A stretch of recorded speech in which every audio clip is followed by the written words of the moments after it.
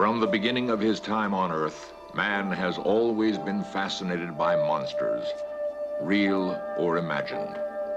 One enduring modern legend tells of creatures similar to man, walking upright, covered with hair, beast-like in character.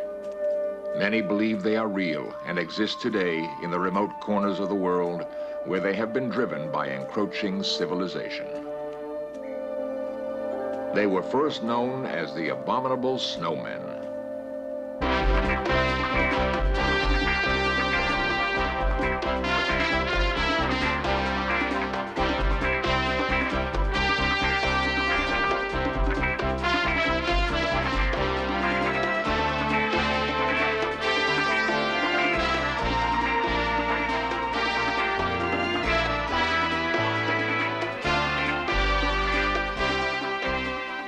This series presents information based in part on theory and conjecture. The producer's purpose is to suggest some possible explanations, but not necessarily the only ones, to the mysteries we will examine.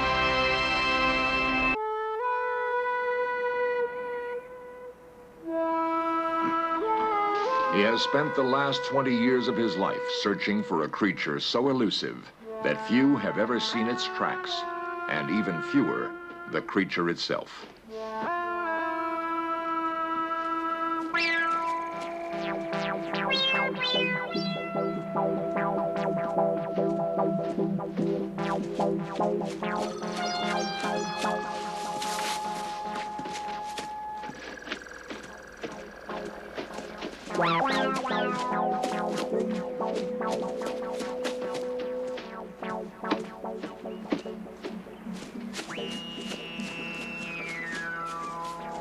Peter Byrne believes he has come close to the creature on more than one occasion. He has never actually seen the sure-footed beast that has been glimpsed in primitive surroundings. But as civilization pushes deeper into the wilderness, Byrne believes a confrontation with man is inevitable.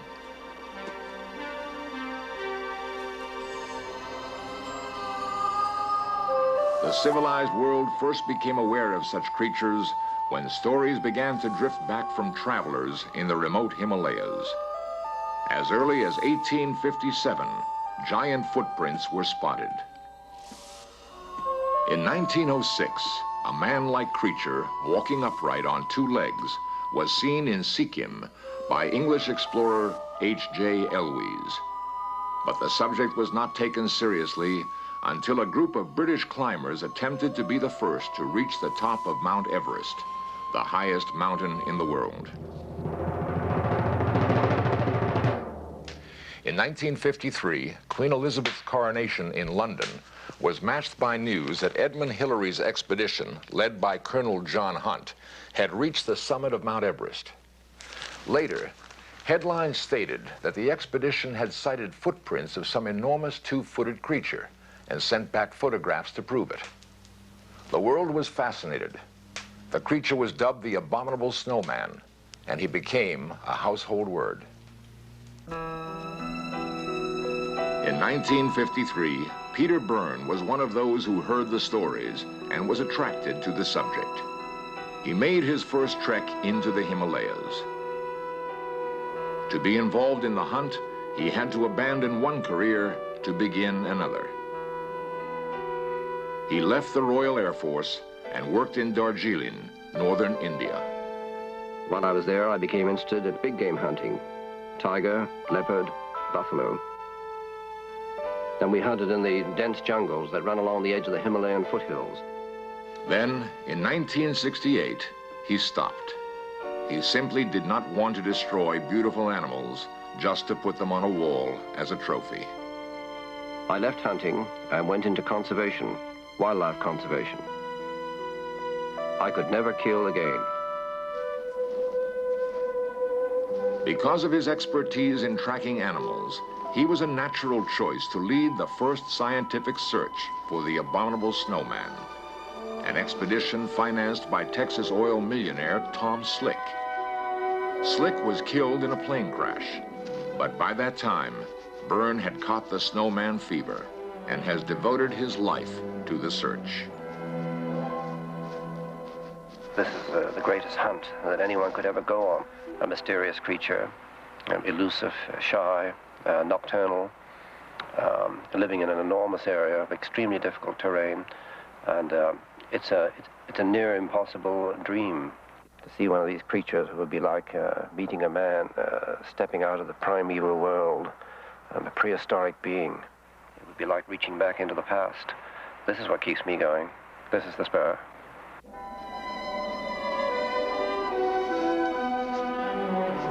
The search has taken him into some of the most spectacular scenic areas of the world, to breathtaking vistas of natural beauty. They alone make the search worthwhile. It is here that Byrne believes the man-beast will be found. Here in the Himalayas, at the very roof of the world, Mount Everest itself.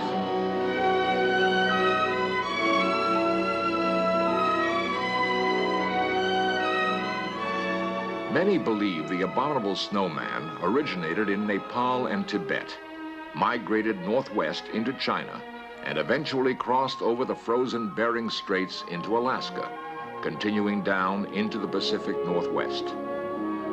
In the Museum of the University of British Columbia, Peter studies American Indian legends which tell of a similar creature the Indians call Sasquatch, the same man-beast called Bigfoot today. The Indians had no doubt he existed, and as they did with all living things, they treated Sasquatch with respect. Sacred totems symbolize the Indians' deep reverence for nature. They accorded to all living things a divine spirit. Theirs has always been a reverence for life. To them, the Sasquatch was no imagined demon. If we are to convince modern science that the man-beast exists, we must learn how it lives and where it hides.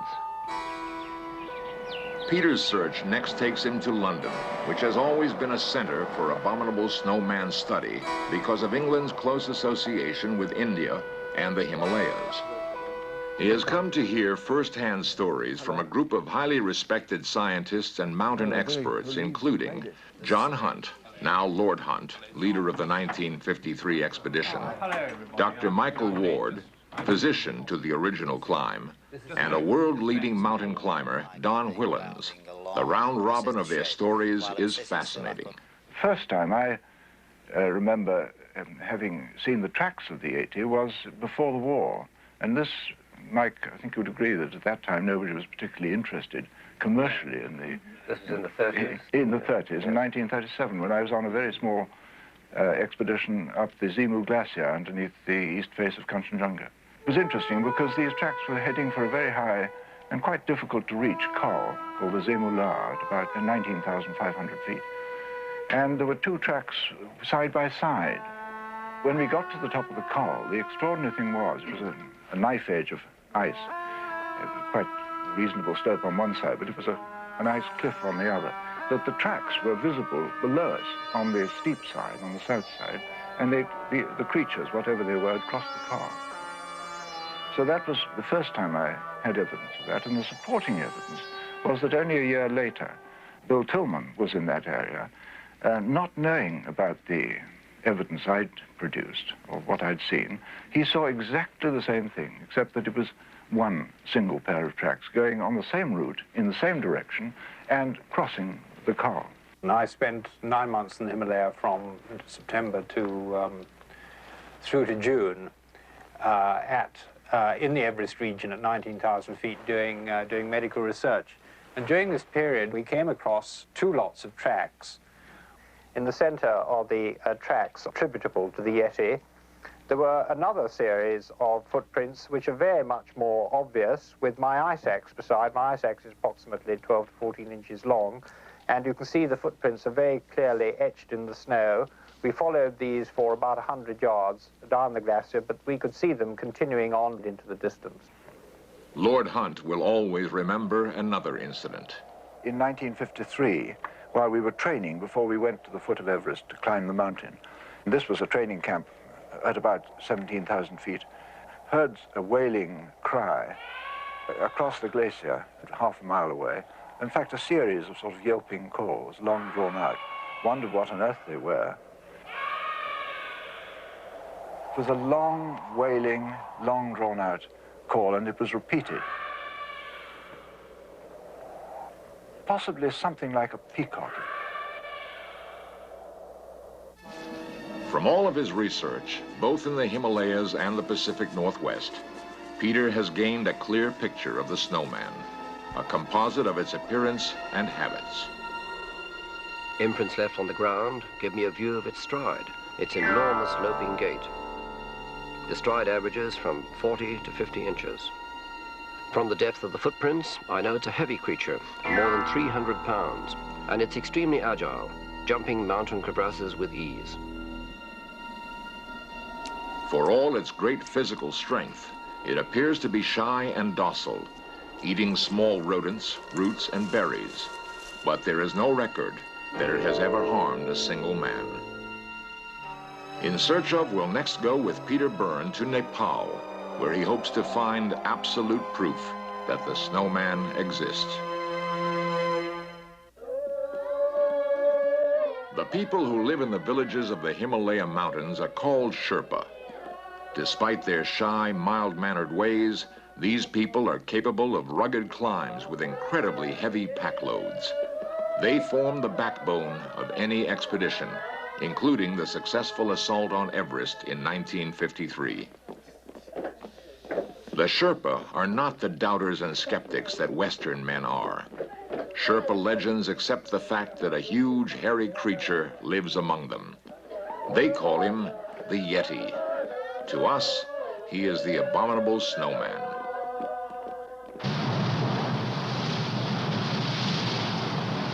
The melting snows of the Himalayas turn the rivers of Nepal into raging torrents. Peter Byrne often takes advantage of their swift transportation in his search for the snowman. The quest has drawn me to perilous but exhilarating places, running the great rivers of the Nepal Himalaya, probably the most dangerous rivers in the world. I had been waiting for 2 weeks for a most important message, permission for an interview with the Holy Lama of Bodhnath. As the messenger made his way to reach us in this incredible world of isolated and rugged beauty, I thought how lucky I was.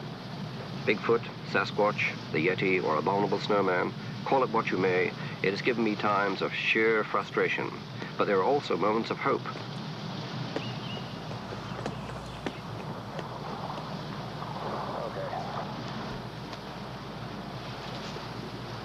Right. Got a hold of that, Bill? The old Lama, Rinpoche Chini Lama, high priest of the Buddhist temple at Bodhnath, has granted me an audience.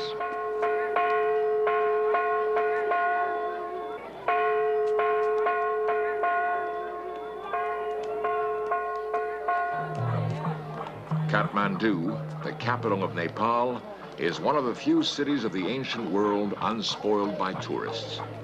Off regular plane routes, it looks as if it has been frozen in time. But under its calm exterior, a world of intrigue flourishes. Sharing its high mountain borders with Red China, it is one of the very few windows to that world. Agents and spies from many countries jostle each other in the marketplace, with more spies here than in most other cities in the world. Peter Byrne is not concerned with the present. Rather, he has come to Kathmandu seeking a dramatic link with man's distant past. I was looking for eyewitness accounts of Yeti sightings. I hoped the Rinpoche could help.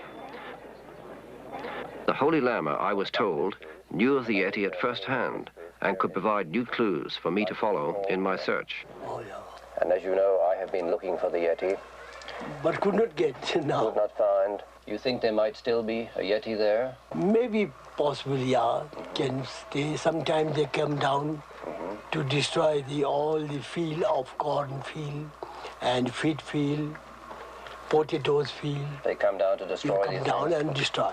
And frighten the villagers? Yeah. This piece of bone that you showed me, this is a Yeti, a piece of Yeti bone. How old would you say this was? About 50 years back. 50 years back, I see. It's very thick and it has a peculiar ridge on the top here.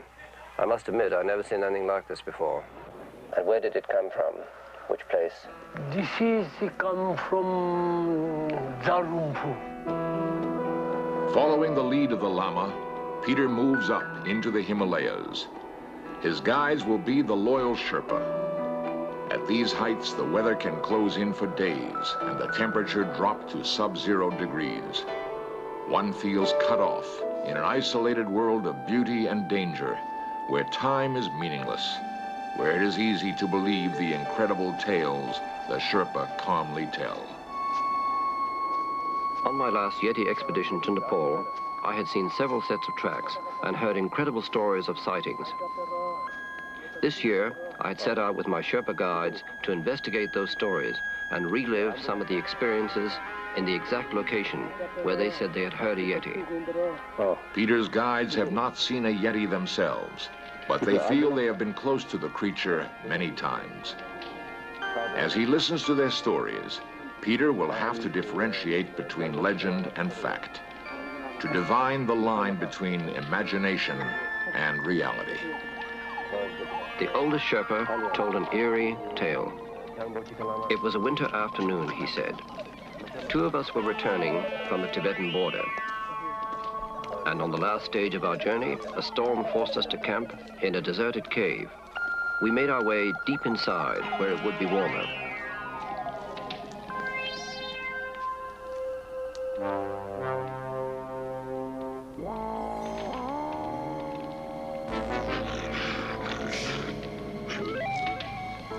And we heard what we thought was someone calling out and coming in our direction.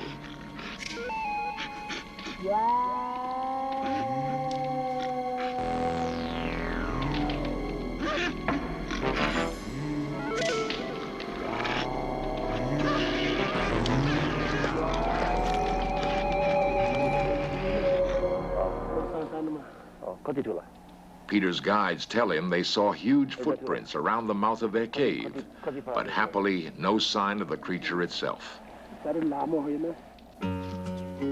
Peter continues his own search. The next morning, in the fresh snow, we saw a set of newly made tracks of a creature walking on two legs.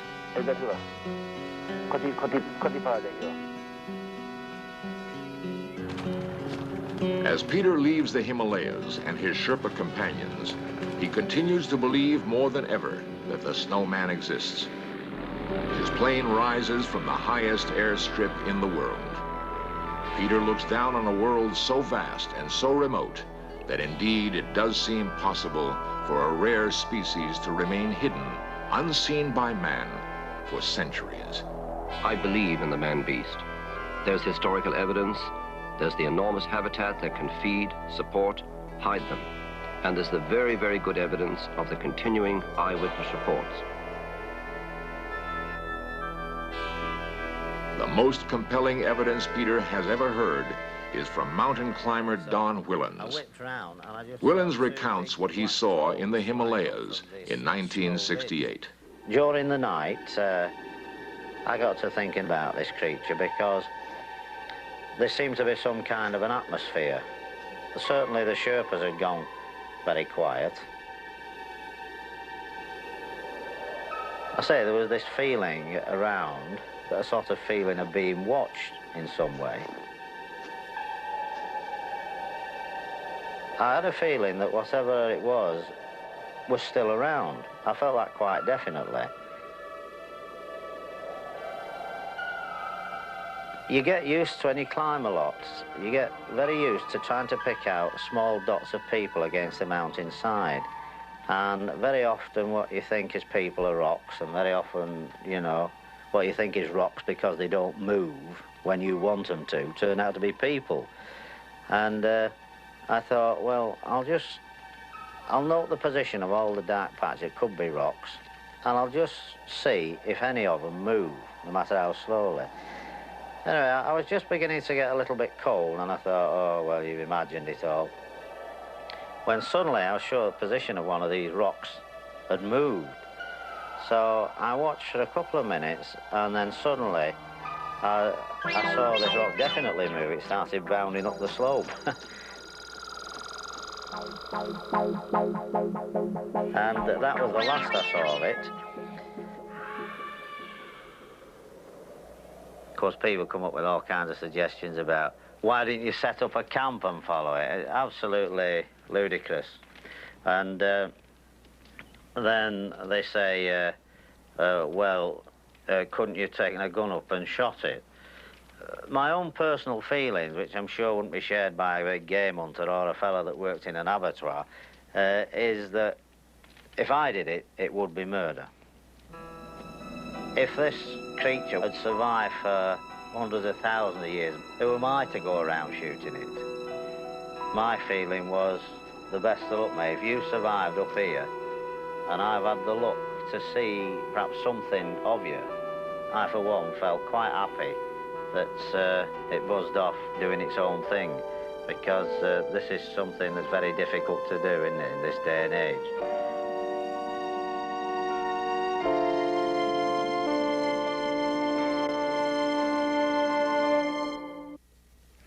Just before completing this episode of In Search Of, we spoke by telephone with Lord Hunt in London.